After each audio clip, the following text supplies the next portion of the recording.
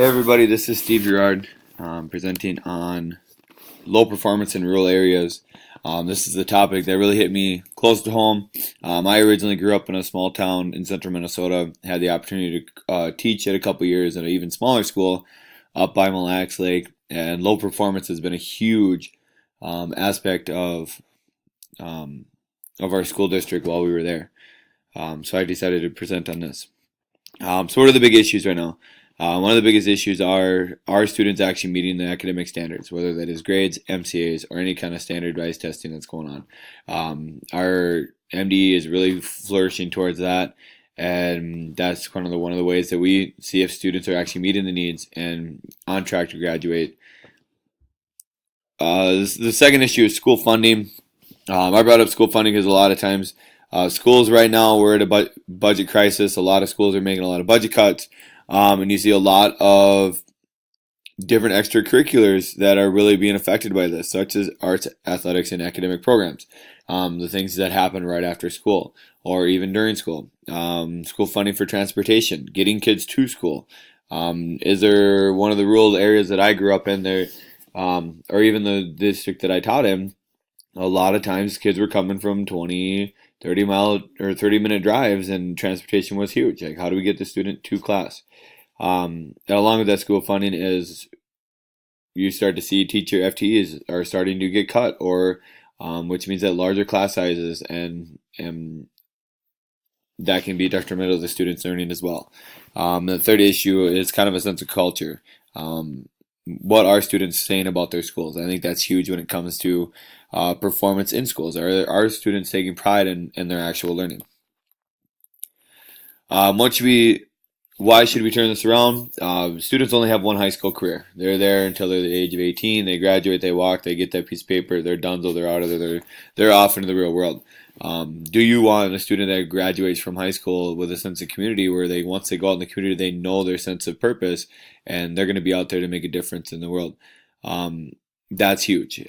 Set up for success. We all know there's a lot of students who are going off to college or workforce, trades, or military, or something absolutely different.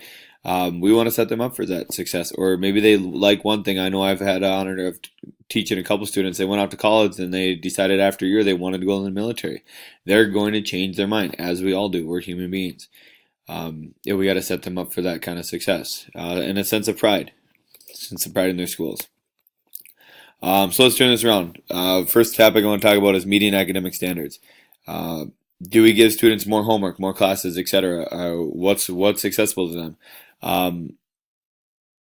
This has been a huge topic about, well, we want our students to learn more, so might as well just throw more homework out there. That's, you start adding more and more classes, you're going to start to create a stress level for a student, and especially you get a student who doesn't really take a whole lot of pride in their academic achievement. That might be a huge issue at hand. They're just going to walk away from that. You've provided them more opportunities, but you've also created a more stressful situation.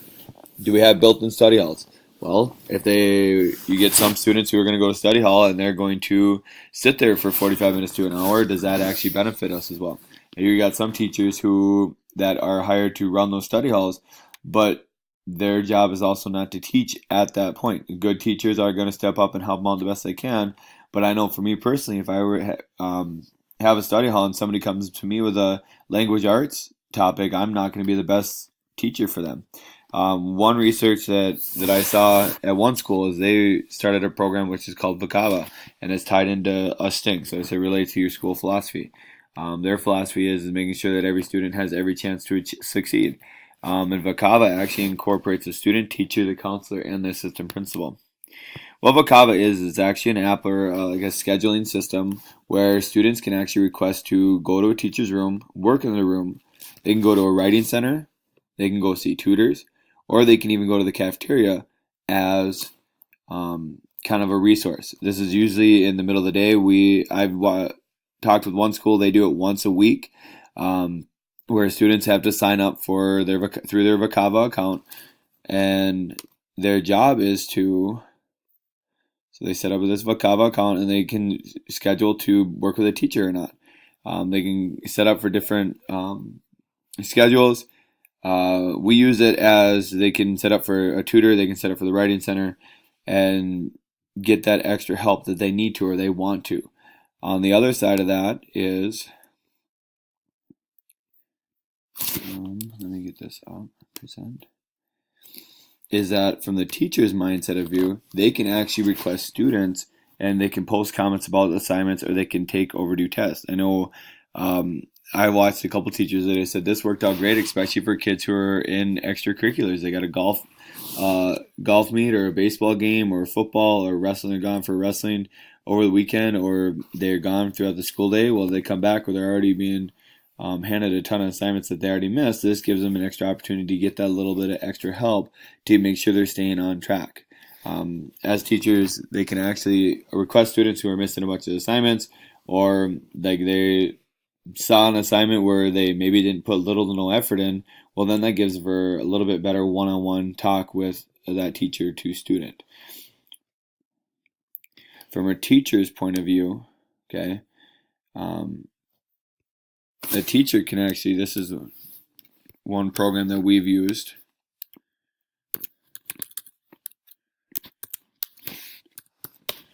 So from here, we can actually set up our own schedule and we can manage sessions and we can set up a calendar where students can come up and request us on particular days. If you go into, you can actually, if I were to set up some kind of day or a Vakava day, I can go in there and I can actually request a student. We reroute them to a makeup test, all of that. And it's been huge for us in our school district to make sure that students are staying on track and getting everything up to par. I am a part of Big Lake District right now, and we are more of a rural community just outside of the suburbs of Elk River and the northwest part of the cities. But we are very rural, and we got a lot of families coming from Orrock or north of even Becker, where they're driving 15 miles just to get to school. And a lot of times to stay after school, if they don't catch a bus, they can't exactly do that, or to catch the bus to come in early. This has been huge for us. Funding wise, we know that money or funding comes from taxes, basic revenues, basic education revenues, operating capital. This is just a few examples from the 2008 Minnesota school finances set up by the state Minnesota Department of Education. What's actually changing? Enrollment, especially in rural communities, are dropping, and it does fluctuate. I mean, in a couple of years that I was at my school, we had a graduating class of 54, and the next year after that we had 17.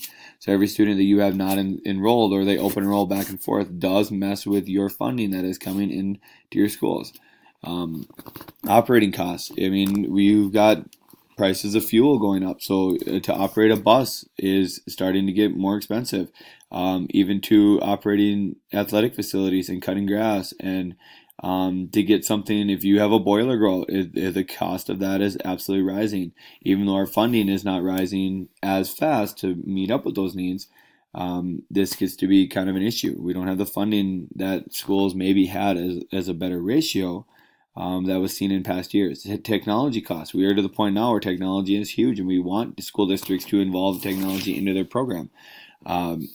Getting one-to-one iPads or one-to-one Chromebooks or getting a set of Chromebooks, that can be quite expensive, especially when you buy that one-to-one for each student. Rural areas, the smaller communities might be able to afford that, but it's at the same time they're affording other issues as well. Building upkeeps, making sure you have the up-to-date desks or gymnasiums or computer labs. Computers are constantly going in and out, so you have to refresh the software or any of that kind of funding, and that does start to pull away from funding towards student success.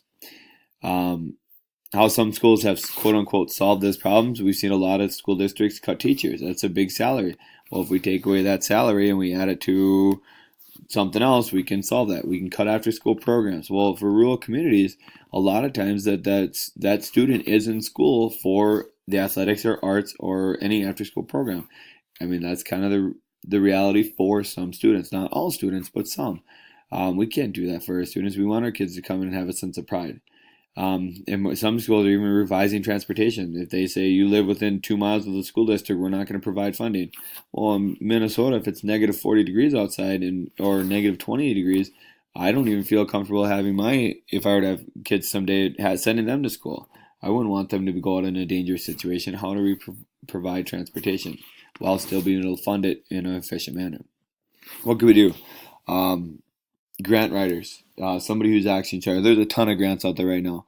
I know in our district, in Big Lake District, we don't really exactly have a grant writer. Our principal does take on the role of it sometimes, but if teachers want to write their own grant, they can write their own grant. Well, a lot of times, I know I'm not a very good writer, um, in that I want to write a grant to prove that I'm the best school to get this $1,000 for new heart monitors. Well, that's not exactly the best problem. I'm probably not the best person for that, but I know some districts that have done that, and that's an awesome opportunity where schools can get a little bit of grant or at least provide a after school program or even a tutoring program for at least a year or two, where maybe they can revise that grant and get it again.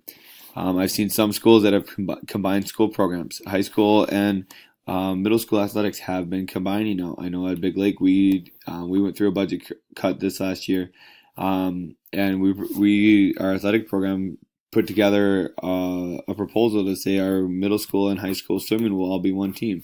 Cross country, they can do that. Track, they are talking about that, and it's like, well, we there's a ways of saving some as well.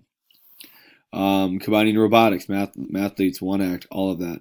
One of the really cool experiences that I have opportunity of watching flourish is work-based learning. Work-based learning is becoming huge, but what Big Lake has done this year is they are setting up work-based learning for students within the district, so they can actually sign up to go work. It's called Real Relevant Experience Apprentice Learning, where they go out into the community and they work and they can be a part of engineering. There's a couple local businesses in town that have taken in students and they have actually set up for students can actually work and they can get paid or they can do summer internships. Or we have one student this year who graduated a couple years ago, but he did an internship and then the company said, you know what, we want you to go to school for this. We'll pay for your education. So he's getting his entire manufacturing certification paid for by the program. This has been a huge. You kind of got to know your background and where your students are coming from. What do they want to thrive? What do they want to do when they do? They have it? Do they want to go to medical engineering or anything like that? This has been huge. This has been an awesome program for our students because we realize that a lot of our students want to go into the workforce right after high school, and this is a great opportunity to kind of bypass that entry level and they can go right into the programs and it can also be funded for them.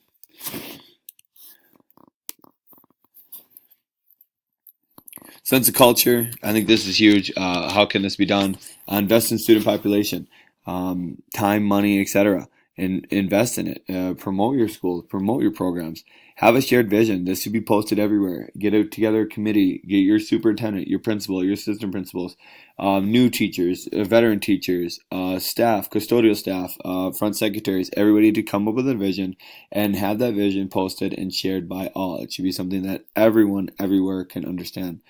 Be a role model. And this isn't just for teachers. Teachers don't have to just be the role models, but it should be students as well, admin and staff. And praise and celebrate, even the little battles. Get out there, post, share things. Have the student of the month.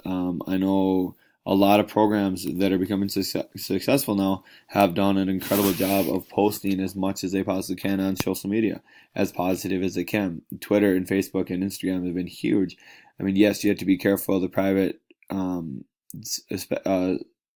sectors of things, but at the same time, get out and let those kids know that they feel valued within your school. They probably will turn around and have a better atmosphere of wanting to learn within the school. Does this solve the problem? Absolutely not. But what this does is it creates a sense of belonging and understanding. It creates, especially with the Vocab app, opportunities for help, getting a hold of that teacher. A lot of students, they might have to go home and work right away, or they have to go find a part-time job to pay for the mortgage or pay for rent.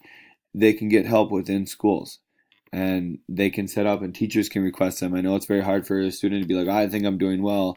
Well, at the same time, if a teacher identifies that there's multiple missing assignments, they can return the favor by saying, "Well, little Johnny, it's time for you to come, and I'm going to help you one on one. This will help. This will take 35 minutes, and we'll get you caught up. At least get you an understanding of what's going to happen." And it also sets up students for success for their one high school career that they get. They can't relive it again.